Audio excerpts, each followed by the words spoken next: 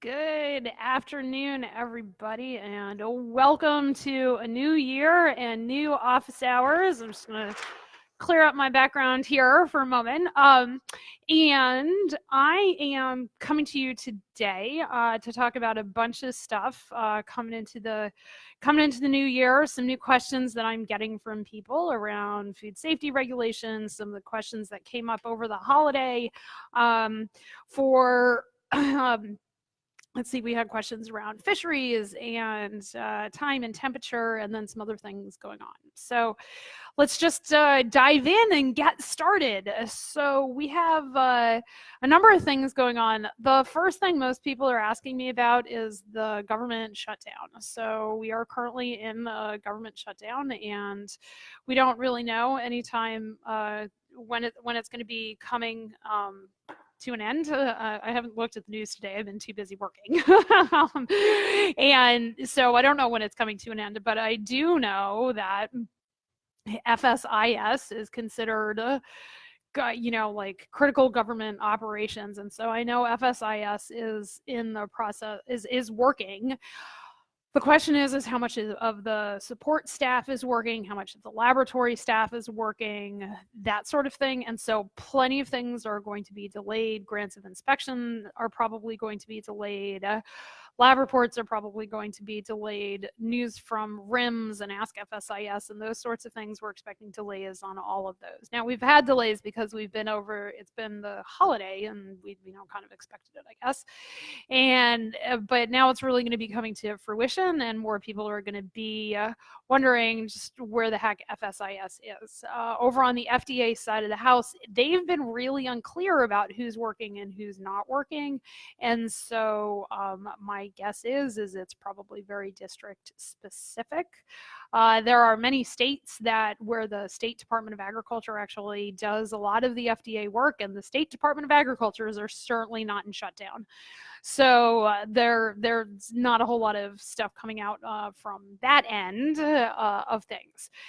And other than that, it's just pretty much catch as catch can. So, but that all being said, food safety is, we generally talk about 3 rungs of a stool, and food safety is the responsibility of the government, of the people producing the food, and of the people eating the food. And since you are the people who are producing the food, it's important to know that even if the government part of it is not functioning, it will be functioning eventually, and we will get there, and it's still your responsibility to produce the food, which I'm sure you guys all know. So I wanted to talk about a few things that came up over the holiday and in some of the questions that I've been fielding from folks and how things are going. So the first thing that I want to talk about is that for those of you who aspire to sell to Whole Foods, Whole Foods got bought out by Amazon 18 months ago, 2 years ago, I don't know. It seems like a long time. And it really looks like they have been really cleaning up their act in terms of the QA and the needs for QA. There's been a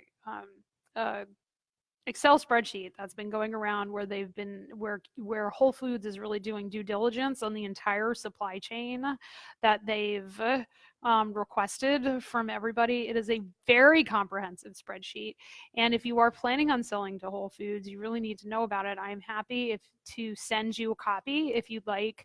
You can send me an email at sfbdi.com at dirigofoodSafety.com, sfbdi at dirigofoodSafety.com, and I'll send you a copy of the spreadsheet if you'd like to go over it and think about it and that sort of thing. I'm booking what we call blueprint calls, where you can get on the phone with me, and we'll have a call about how you are growing and scaling your business, of which something like this might be a part. And so I'd love to book a call with you about that. And that's sfbdi.com/blueprint, and you can get on the calendar from there.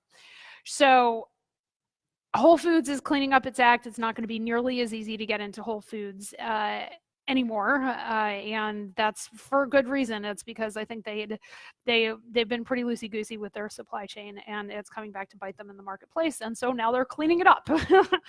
So with that said, you need all of the food safety plans. They're asking about supply chains. They're asking about your commitment to human rights. There's a big part of it that's all about net weights, and doing really what we call a Six Sigma process on net weights. And if you don't know how to do that, that's totally understandable, but you need to know that you're going to have to do it if you want to sell to Whole Foods. They're asking about HACCP plans. They are asking about third-party audits, and I think the time is coming this year where they will not buy from you unless you have a third-party audit. So put that on your to-do list if you don't already have your HACCP plan and your preventive controls plan and all of the training that goes along with it. It takes a long time to pass a third-party audit. You can't just write a HACCP plan and call up an auditing company and say, hey, I want a third-party audit. You have to have a whole set of written documentation. You have to have a whole set of observations and verification and validation. And we cover all of this in the Power Group, and you can do all of this with me in the Power Group, and you can transform all of your thinking around how you go about doing this. And so one of the things that I want to cover on this phone call is how to think about how to use our Strive paradigm to think about getting a third-party audit, because it's a reality, folks. I mean, if Whole Foods is being this serious when they've always been like, oh yes, we require third-party audits, and then not care, and now they care, this means something. Okay, and so today, before I dive into a couple of the other questions I've had, I want to go over really quickly how to think about solving that third-party audit problem. Okay, so the issue is third-party audits. Okay, and here's what I've observed is people, instead of making a decision to do a third-party audit, faff about their decision to do a third-party audit and sit and whine about it. Okay, which is, you're right. I mean, it's your brain, it's your business. You do you and do what's right for you. But if you want to drive ahead and you know you need a third-party audit, I highly recommend committing to get a third-party audit. If you need an auditing company, I can give you an auditing company. I don't do audits anymore, but I can help you prepare for it. And there are lots of different ways we can do that, and they don't break the bank, I promise. And so what I want to talk to you about, though, is why you are not committing to the third-party audit, because your customers require third-party audits if you are selling to basically anybody except restaurants. Okay, and so here's what I want you to ask yourself.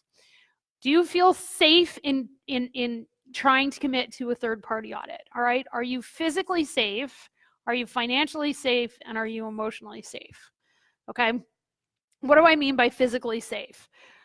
Are you under threat of harm if you go up to your boss and say, can we get a third-party audit? Are they going to hit you?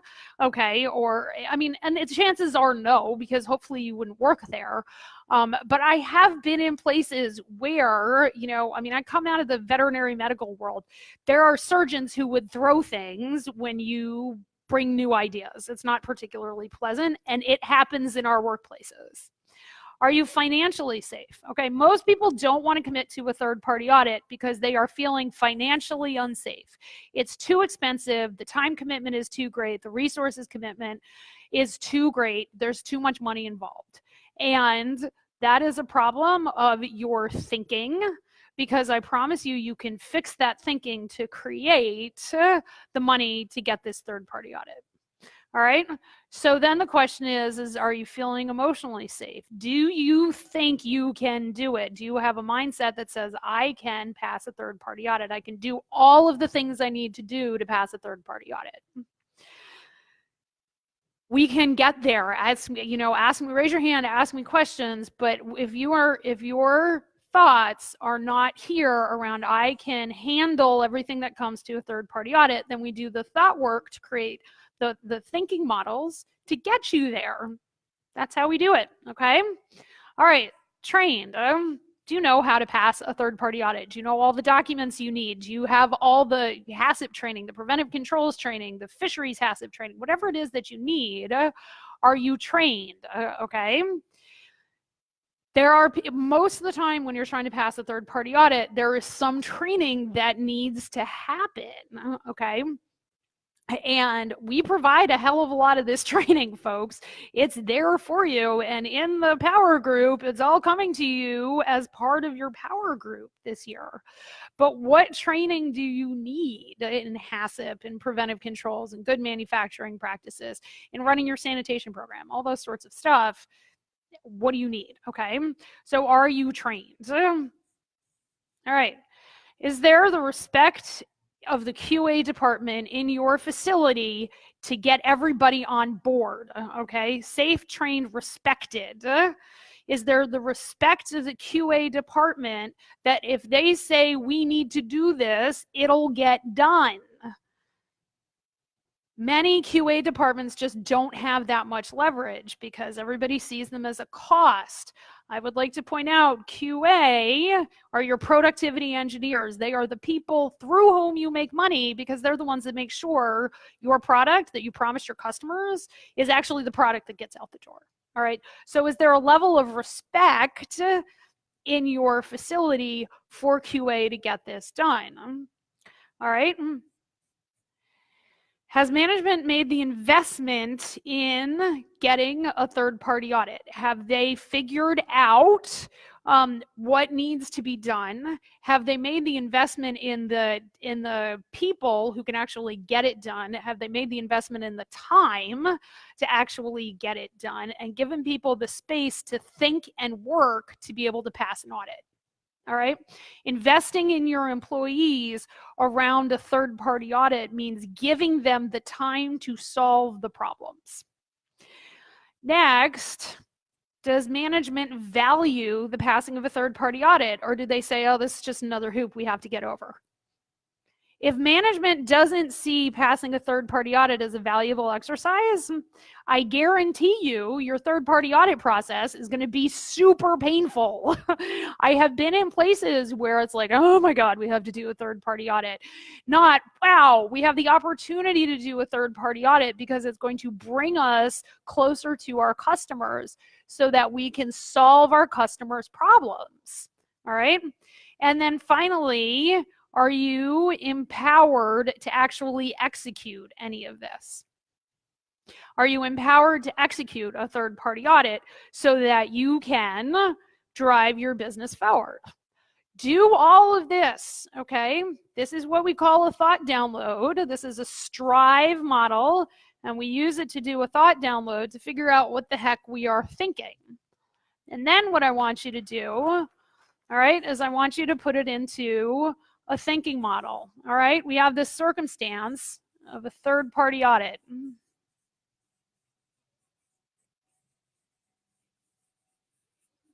All right, and say your thought is we don't have enough money. We don't have enough dough to pass a third-party audit. Depending on what third-party audit you're getting, this can be a super expensive process. You know, an SQF audit is like $6,000. All right. But if that $6,000 and you pass that audit lands you $1 million contract, that's kind of how the thinking goes, right? So, but staying back here on what we call an unintentional model, all right? If our thought is we don't have enough money, thoughts create feelings, and feelings are everything. All of our work that we do out in the world comes out of our feelings. All right, and if we are thinking we don't have enough money, despair seems to be a pretty popular feeling around here today. So we're despairing. We're despairing of ever having the money. We're despairing of ever getting the money, of ever selling that much, of ever being in so much service to our local economy that we can actually sell to somebody who needs a third-party audit. Okay, from that despair, there are things we are going to do and things we're not going to do. Okay, from that despair, usually what people do is something called buffering. I have a whole podcast coming out on buffering on Friday. Listen to it. Buffering is all the things we do to keep from feeling bad. Overeating, over drinking, over smoking. I work in the cannabis industry. Utilizing your own products so you don't have to show up to your own work. Okay, checking your Instagram likes, checking your Facebook feed, doing all the things instead of doing the work and showing up to yourself doing the work, right? Okay, so when we buffer and we don't do what we need to do, okay, we never have a result that creates the money, all right? So we have decreased business or not enough sales to justify getting a third-party audit. And so you'll notice that reinforces your own thought, okay? So this is a really unintentional, fairly negative thought model, right? And we figured out we had this thought when we did the Strive model, and we said, wow, I don't feel financially safe. I don't feel like I have enough money to do this. Well, what we actually feel is despair, because what we are actually thinking is I don't have enough money. So that's our unintentional model. We have to feel all of this despair. And if you want to sit here and wallow in the despair over you don't have enough money, be my guest. If, however, you want to have a different conversation, this is how we have a different conversation. We create an intentional model and we say, I see I'm wallowing in despair. That's not really what I got into work to do. What if I created something else? What if I had a different thought? And maybe I had a thought of, instead of we don't have enough money, we have a thought with the same circumstance. Most people, they want to change the circumstance when they do this to I don't need a third-party audit or something, or I'm going to go find clients who don't need a third-party audit. I don't recommend that, and it doesn't work anyway. If you want to grow and scale your business, the third-party audits are coming. Okay. So what if the thought is we don't have enough money we can make enough money to pass a third-party audit? What if that's the thought? Okay. And then from that thought, we have a feeling probably much more positive and much more in line with motivation. And from being motivated, we start creating our to-do list and we start maybe tackling all the thoughts that we had that came up in the Strive model, maybe around training. Okay, so tackle issues from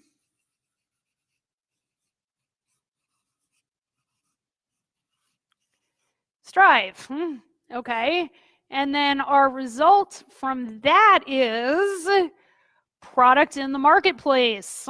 Okay, we get product in the marketplace because we've cleaned up the issues with Strive. And you can, put more stuff out there with more people because you'll do all the things that you need to do to pass a third-party audit. Okay, and you can see how that now is a virtuous cycle. Now, my friends, going from this thought to this thought is not something you are going to probably do in a day. All right, it's super difficult to go from we don't have enough to we can do this. But if you commit yourself to we can make enough money and you say the person I want to be in 2019 is the person that can make that money and make it happen, and you do all of your thought work, you will be able to stand in discomfort in service of your dreams. You can live with this discomfort because this discomfort is a feeling. It's a vibration that happens in our body. And you can feel it and you can drive on and you can stand in discomfort and do all of the things that we uncovered needed doing when we went through that Strive model. All right? So that's how you go about changing your thoughts. This is one particular circumstance where we went through a whole set of thoughts. This could be just about any circumstance. Landing a new client. I'm gonna sell to the hot new restaurant in town. I want them to distribute my charcuterie. So the circumstance is great new restaurant. What thought do you currently have that's getting you the result of not selling to them? Write that thought model down and then say, if I was going to be more intentional about it and my result was going to be sell awesome food to restaurant, what do I have to think and feel and do in order to get that done? So that's a thought model. I use this work all of the time in my own life. I probably do 10 of these a day, and it's amazing. It's really, really, truly amazing. And I urge you to take a look at doing this work in your life because it'll change everything. It really, really changes everything. When I do this Strive model with clients and we uncover where the problems are, they recognize that they know how to solve all of their problems. And that's, truly in my heart, I believe that a good consultant teaches people how to solve their own problems. I am a Peace Corps volunteer at heart. I joined the Peace Corps in 1997 and I did everything I could there, but it's the whole teach a person to fish kind of thing. Okay. When you can solve your own problems and you can understand your own thinking, you can do absolutely anything in the world. Okay, so that's the Strive model. I'm happy to answer questions, and this is going to, of course, get posted up on the Facebook page, and we're going to put this in the membership site. This is the kind of work that we do in the membership site. I had a great coaching call this morning with my members talking about this sort of thing, and actually, I think we use the model of government regulations. So, some other things that I want to talk about as people are getting themselves together and ready for the new year. So there was a black bear found dead at a feeder. I guess they bait feed in North Carolina. It had been acting strangely. The guy had been watching it on his camera and it had died. Well, it died of rabies. Okay. This is super unusual. We don't usually hear about rabies in bears, and many of us in public health are pretty scared. I don't know about scared, but we're fairly concerned that we're seeing rabies in a black bear. This was in North Carolina, so I want to reiterate some things. If you are a hunter, you are very often the eyes and ears of your Department of Wildlife Resources, or whatever you call it in your state. If you see something that's weird, you got to say something. If your gut tells you that a warm-blooded animal is acting really strangely, it's probably acting really strangely. You know more than you think you know. And that kind of stuff needs to be reported. Second, if you see an animal that you would normally harvest for meat and it's acting strangely, please don't eat it. Rabies is super transmissible, and people have contracted rabies by doing field dressing of rabid animals that they have shot. And you get rabies by interacting with the fluids that come from the head of a warm-blooded animal that's infected. So don't do that. And third, if you do see something weird, say something say something to your state veterinarian, your local wildlife extension, anything that you have like that. If you need help finding those folks, give me a holler. I'm always happy to connect you with that. Public health is everybody's responsibility, and public health in diseases like rabies is absolutely everybody's responsibility because there, again, is no cure for rabies. So that's the next thing. And then finally, I got a really interesting question about cold smoking fish this week, and how we cold smoke fish and when we cold smoke fish. So when we cold smoke fish, you really don't have that much time to make sure your fish is dried out and at a water activity that makes it so that it can be reduced oxygen packaged without being frozen. You have to keep all reduced oxygen packaged smoked fish below 37.9 degrees, so 38 degrees. unless you can prove it's got a water phase, a high enough water phase salt. Well, a lot of home cooks don't do water phase salt calculations. Most of my smoked salmon and other smoked fish people do water activity, water phase salt calculations because you have to. But I want to tell you, basically, when you are smoking fish, you have to cold smoke fish, and it can't get over 70 degrees. And if it is over 70 degrees, it can't be over 70 degrees for like through that loop for more than 6 hours. There's a table in the back of the fisheries hazard guide that tells us how many hours that's that you can have fish basically out of the refrigerator and cold smoking it. And so if you are going to do that and you can figure out a way to keep your smoker cold, that's the best way to do it. So you can inject cold smoke through an amazing smoker. Or, you know, there are commercially available ways to do this, but a lot of it has to do with having ice and keeping your smoke cold so that you can smoke your fish. Or alternately, you can salt it more to increase your water phase salt. And what you do is you basically got to verify. You got to do your own study essentially, and say if I take the fish and I put, you know, we have this many pounds of fish, I have this many pounds of salt and this many pounds of sugar, it gets me a water phase salt of, you know, whatever over, I think it's 3.5 for you to be able to reduce oxygen, package it, not have to freeze it without the FDA going bananas. You can do that. Other than that, you're gonna have to freeze your fish.